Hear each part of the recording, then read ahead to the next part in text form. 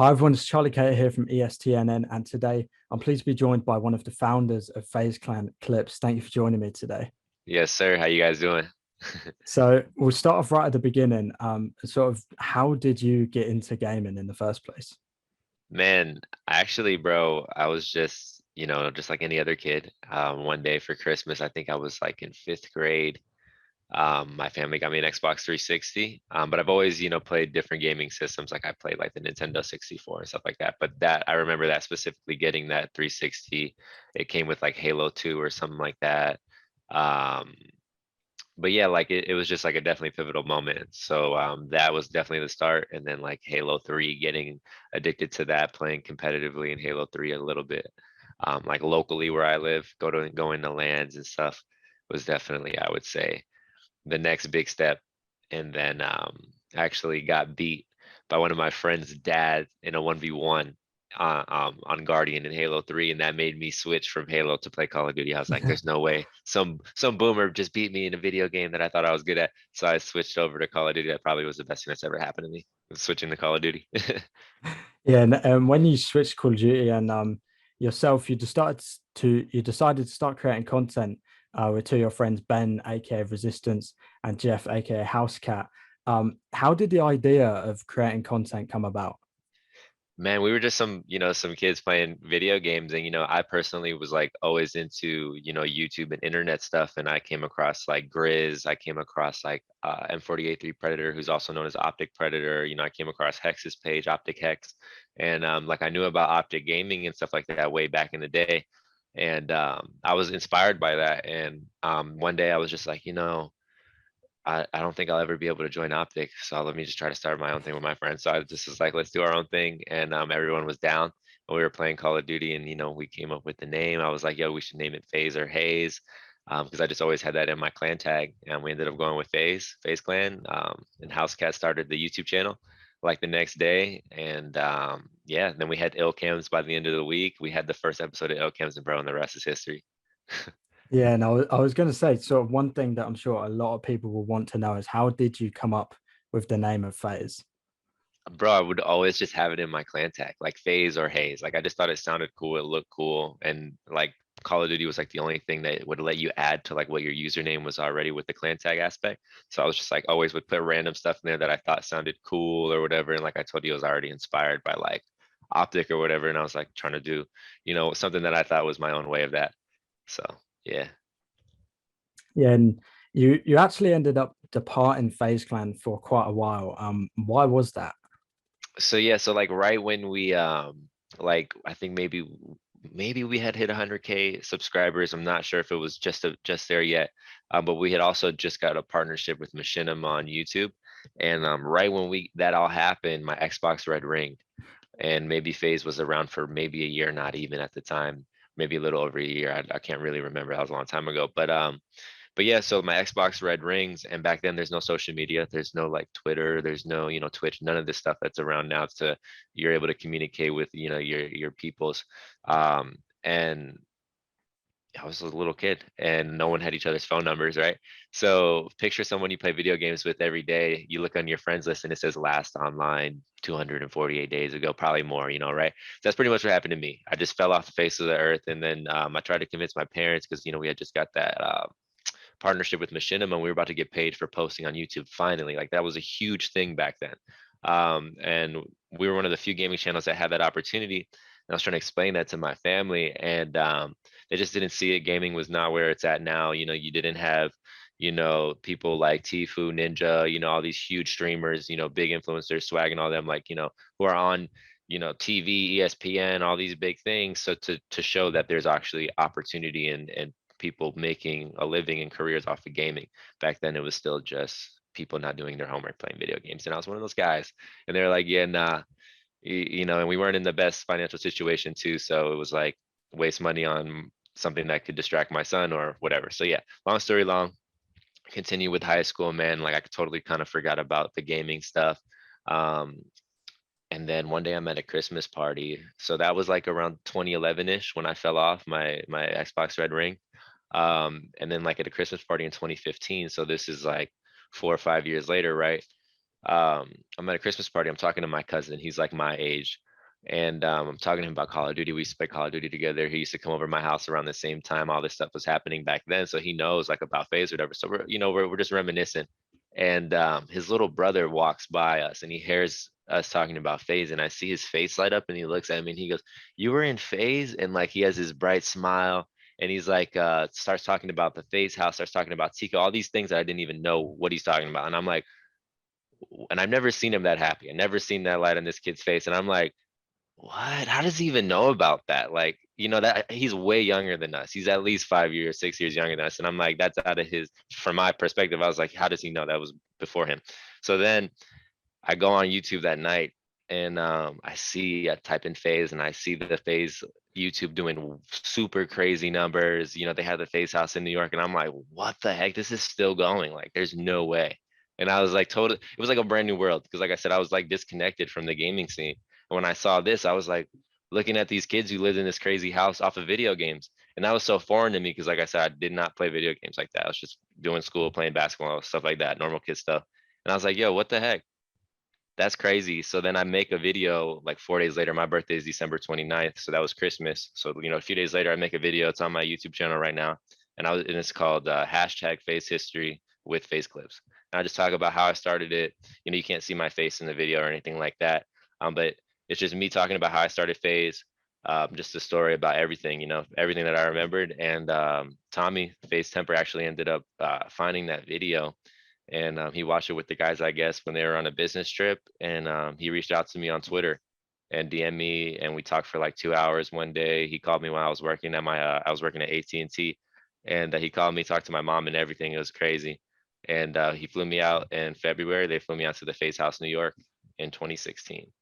So that really changed my life in 2016 when they flew me out. Yeah, and as you said, FaZe Clan sort of just really blew up in the time that you were away. And you were already really a massive channel with 100K subs back then, but you returned to a community much larger than it was Oh before you yeah. left. I mean, were you shocked by sort of how fast that fan base had grown? Oh man, like it still blows my mind today because we've even, went 10 times more than when I came back. So it's like, when I seen that, like I said, it was a brand new world and I just couldn't believe it. And, what really inspired me to want to talk about, my part in that was seeing how much positive light that happened when my little cousin's face, like just from hearing the name FaZe. Like you don't get that from a lot of things in life in general. I'm not talking about gaming, but in general, where you hear something and someone just automatically lights up and they're really passionate about that thing that you just said, right? So when I saw that, I was like, wow, that inspired me. And then, that is something that I see a lot with like kids will come up to me and they're like, they'll come and they'll tell me a story or something, or they just want to come say hi. They just want to, the FaZe lifestyle. That to me is something that is so much more worth anything. It's crazy, man. Yeah, and you've just said it there, the FaZe lifestyle. I mean, you started it focusing on gaming clips and some competitive gaming, but now FaZe Clan is sort of more of a lifestyle brand almost, with collaborations with the NFL and such. Like, did you ever think FaZe Clan could turn into more of a lifestyle brand that it really is now than sort of just some kids posting gaming clips? I mean, I don't think anybody could have predicted, what was going to happen with FaZe and how it happened. But definitely, how where it's headed and stuff. I wouldn't see it any other way. It just, everything fits so well. We started as some kids doing what we love, what we're passionate about, and it continues to show.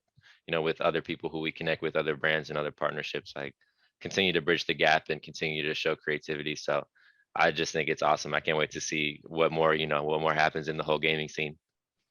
And you returned to FaZe Clan and took on sort of more content creation role, playing Fortnite now, a bit of Warzone too. Now that's come out. How do you think content creation has evolved compared to from now compared to back then when you first started? Oh man, it's definitely evolved. Like we were saying, the whole gaming space changed. So you have way more platforms to showcase, your content and showcase who you are as a creator. So that to me is so important. And unfortunately, with the pandemic, you're not able to go to gaming events and stuff like that. But that's also progressed tenfold from way back then too. So you have all these different chances to go out there and just put yourself out there. And it was like back in the day, it was just YouTube. You like I said, I had some few things that I had locally that I was lucky enough to have in my small city. And not everybody gets that chance. But now with the internet, you got these kids from their house, like Booga, for example, played in an online tournament, qualified for something that made him $3 million. So that right there is perfect example. Like, anything's possible for anyone, just, especially in the gaming scene. Yeah, and as you mentioned with gaming events like LAN events, FaZe have become a massive name in esports too. And recently, Atlanta FaZe currently 11-0 in the Call of Duty League, absolutely bossing it there. Do you get to watch a lot of the esports side of things? And when you could go to events, did you go to a lot of the esports events? Oh man, I loved it. I love going to the esports events. So my first one was MLG Orlando in 2016, a little bit after, FaZe brought me back into the scene. And that right there was another thing that inspired me so much. I was like, whoa, the energy. It was like being at a basketball game. It was like being at a football game. You know what I mean? Or even, you were even closer than, in my opinion, and it felt even, there was way more energy, especially, in those big rival games when it comes to FaZe and, other orgs. But yeah, so that right there was crazy. And like, I even like watching the stuff online at any chance that I get. And that's another thing that I like from home. I can just sit there, and back in the day, it wasn't like that, where I can just watch several different games and watch them people compete at a high level pretty much at any time. Yeah. And as you mentioned back in the day, FaZe was really known for IllCams. That was the thing that really got FaZe going. What is your favorite IllCams episode? Oh man, my favorite IllCam episode. I don't remember the exact episode, but if anybody can find it, it's the one where I jump off a high rise where the helicopter is, and I don't do the temper shot. It was right when around that time when he came out with the temper shot, where you kind of do like a quick scope YY and you 360. I didn't do the 360. I just quick scope Y wide and just no scope some dude as I was jumping. And I couldn't even see him. He was like inside the building. So to me, that was like just a highlight. It was like back in the day too, where like trick shots weren't that crazy. Like it was still transitioning from basic 360s, off of stuff and doing stuff like that. So that to me, I was like, oh, I just did something kind of cool. I was like, hold on, but it was just a no scope nowadays.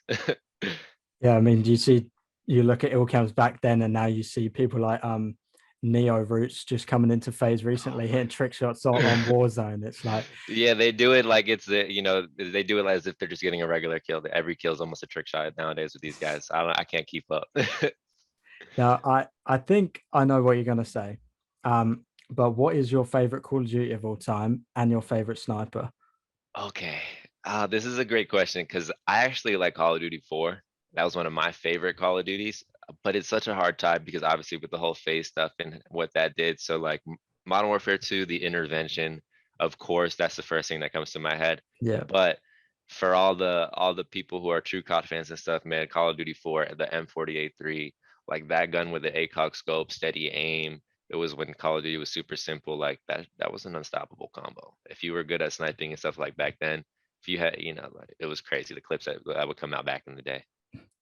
And as we look sort of towards the future, I've seen yourself recently being involved with crypto and sort of the NFT scene. We've seen NBA Top Shot be a real success so far.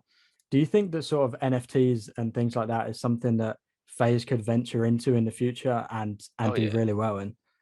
Oh yeah, I think anyone too, like not just FaZe, but just anybody in the space with the whole blockchain and crypto, the whole tech space is it's such a beginning stage, and I encourage more people to learn about it if you don't know about it. But for sure, I see FaZe.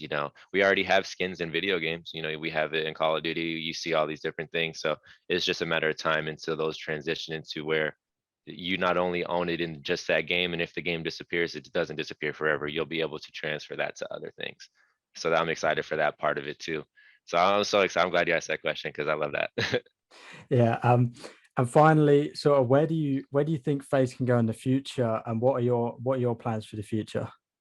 Oh man. So like I told you, no one could have predicted what FaZe did now. So I'm so excited to see what happens in the next, 2, 5, 10 years. Um, man, I want to see maybe, how they have stadiums, right? Maybe a FaZe stadium. They have all these other stadiums, like you go to, a city and they have, these big things. Maybe in Atlanta, we already have Atlanta FaZe. Maybe we see Atlanta FaZe Stadium with a bunch, not only esports, but others, big sports in America. That'll be dope. I don't know, man. Even for myself too, I just want to continue being innovative, continue, grinding in the gaming scene, but also, just helping out the world in a positive way, man. Any way that I can, shed light where I can. That's what I'm about. I got a content house. Me and some homies, we grinding on TikTok, and so we're gonna be moving out to Vegas soon, hopefully within the next month or so. So I'm excited about that. Going to be pumping out a bunch of gaming content. Going to be live streaming exclusively via, on TikTok. So that's going to be fun. Yeah, well, thank you for taking time to speak to me today. I really appreciate it. And yeah, best of luck for the rest of the year. I'm excited to see what you and FaZe get up to. Yeah, man, I appreciate your time, man. Thank you.